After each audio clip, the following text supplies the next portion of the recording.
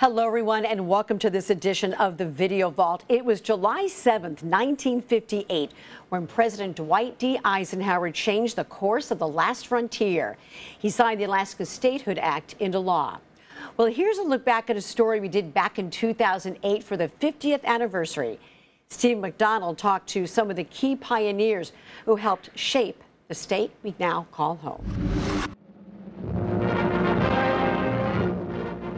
Alaska celebrates the long-awaited grant of statehood with enthusiasm worthy of gold rush days. Although admittance into the Union wasn't official, that wasn't going to stop Alaskans from celebrating a day 91 years in the making.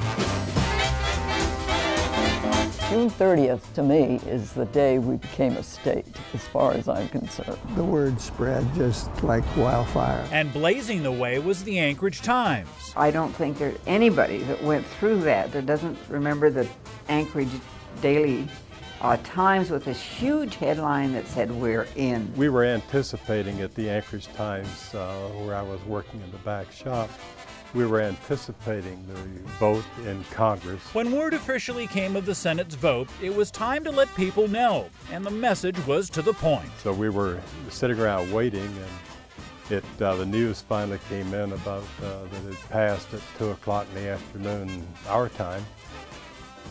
Earlier in the day, Bernie Kaczynski, the editor, came down and asked me what was the biggest type that we had in the back shop, and I was always snoopy, so I knew right where it was and came up with the big letters back there and 6 inches tall, and he wanted to say, "We're number 49." But it wouldn't fit, and we didn't have a number sign, and it just couldn't work it out. So he says, "All right, let's do 'We're in.'" And I said, "All right," so I got those letters out, but we didn't have an apostrophe. We only had a comma. It's wood type, about 1 inch tall, 6 inches long. And so I took that comma over to the saw and cut off the comma part and moved it to the top and spaced out below it, so it worked out "We're in." And Bernie said, "Perfect, we'll go with it." That headline summed up the mood of a territory long waiting for statehood. And it was the job of boys and girls from around Anchorage to spread the word. That little kid was one of several that had been called in, prepared for this, and they were all excited and happy and hit the streets just as quick as it was off the press and started shouting, extra statehood passes, "We're in." There isn't a dog sled in sight. Anchorage is a modern city, but Alaskans go all out to celebrate. All that remains is a plebiscite, and Alaska will officially become the nation's 49th state, and by far the largest, more than twice as big as Texas. It put Alaska in a position parallel, if you will, with New York. I mean, we had 2 senators that were there, and we of course still have just 1 representative. But 2 senators turned out to be very important. They're already wondering where to put the new star. For the purposes of celebration, it's a glittering king-size star.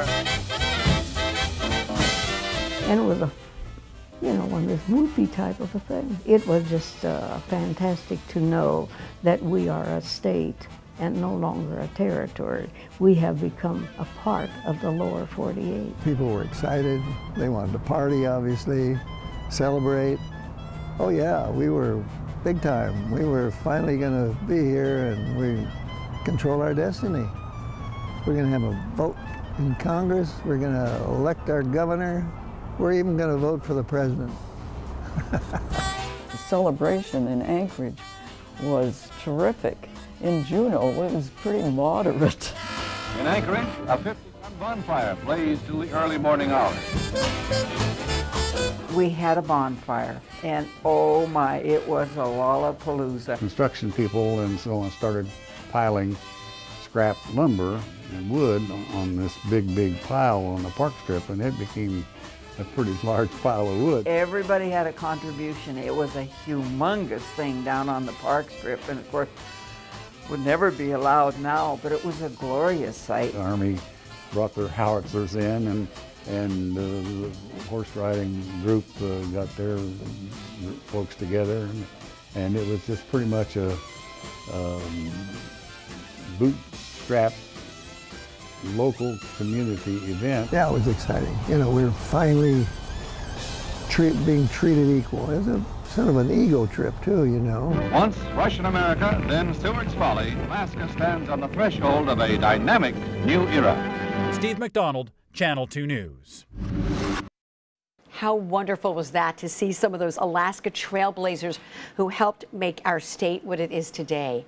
Well, thanks so much for joining us for this edition of Video Vault. Don't forget that you can catch all of the day's news, weather, sports, and of course these episodes right here on alaskasnewssource.com and of course on your streaming devices, Roku, Apple TV, and Amazon Fire. Thanks so much for joining us and have a great day.